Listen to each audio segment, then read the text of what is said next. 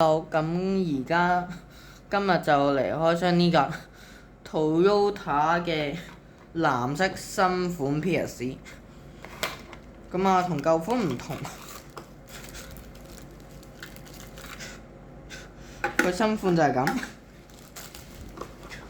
咁佢整體就係比較閃亮藍色。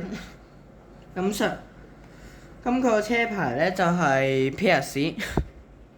咁啊，啲波，咁佢亦都係回力車。咁前面有個豐田標誌啦，呢度有個引擎蓋啦，跟住前面個車牌就係 PS。咁車底亦都係寫咗喺邊度整嘅。